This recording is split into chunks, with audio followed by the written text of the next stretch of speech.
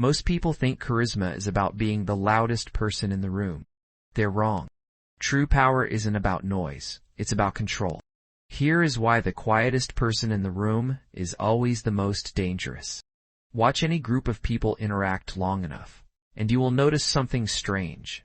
The person who talks the most is rarely the person who holds the most influence.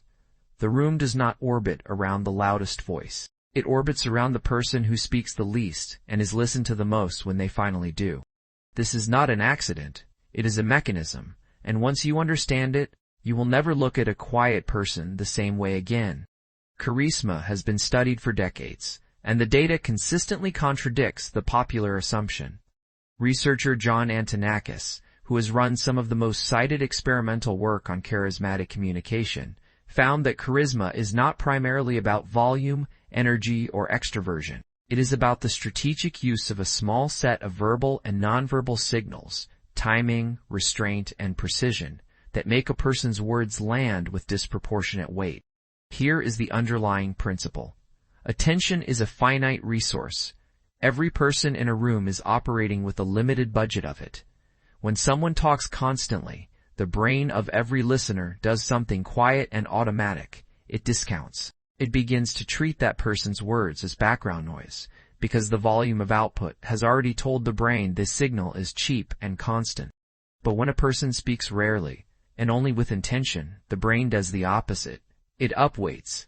It assumes scarcity equals value. This is not a metaphor. It is the same cognitive mechanism behind the scarcity principle documented extensively by psychologist Robert Cialdini. Human beings are wired to assign higher value to anything that appears limited, including words. The quiet person is not withholding out of shyness. They are, whether consciously or not, running a scarcity model on their own speech. Every sentence costs more because there are fewer of them. There is a second layer to this, and it comes from evolutionary anthropology.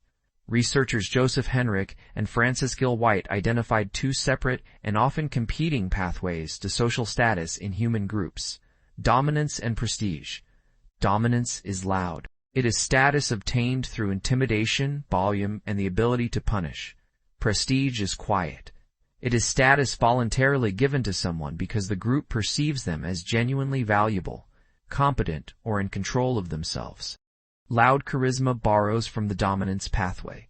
It demands attention. Quiet charisma borrows from the prestige pathway. It is granted attention, freely, and without resistance.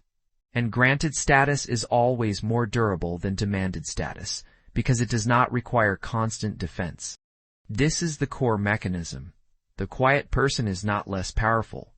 They are operating on a different, and in many ways more stable, currency of influence. Watch how this plays out inside any hierarchy: a workplace, a friend group, a negotiation.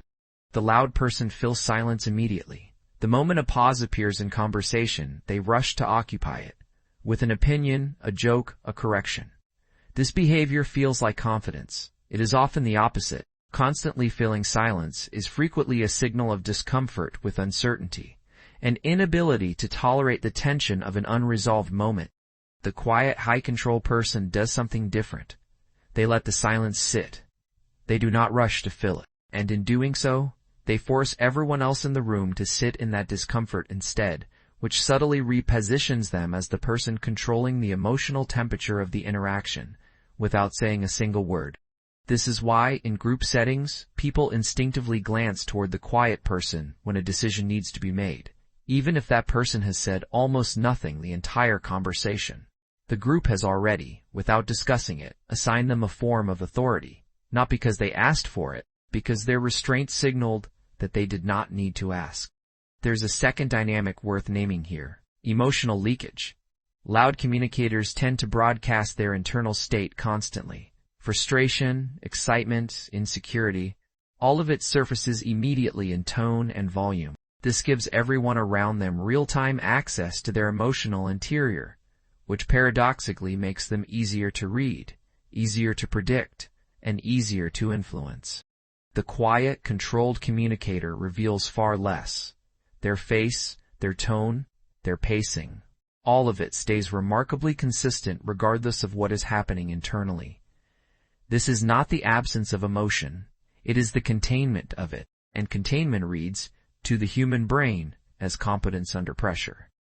It is the same reason a calm surgeon or a composed negotiator inspires more confidence than an animated one, even when both are equally skilled. Stability signals control. Control signals safety, and people are drawn to whoever appears to be the safest, most stable node in the room. This is also why quiet influence is harder to detect and, in some contexts, harder to defend against. Loud dominance announces itself. You know exactly who is trying to control the room. Quiet prestige does not announce anything. It simply accumulates, one withheld reaction, one measured response, one unfilled silence at a time, until the person has become the room's center of gravity without a single obvious power move. Here's what this ultimately tells you about power. Volume is a request for attention. Restraint is a demonstration that attention is not required, which is precisely why people give it freely. The loudest person in the room is asking to be noticed. The quietest, most controlled person has already been noticed, and everyone in the room knows it, even if no one can explain why. If you have spent years believing you needed to talk more, perform more, fill more silence in order to be taken seriously, reconsider. The data suggests the opposite. The version of you that says less, and means every word of it, was never the weaker signal in the room. It was always the more dangerous one.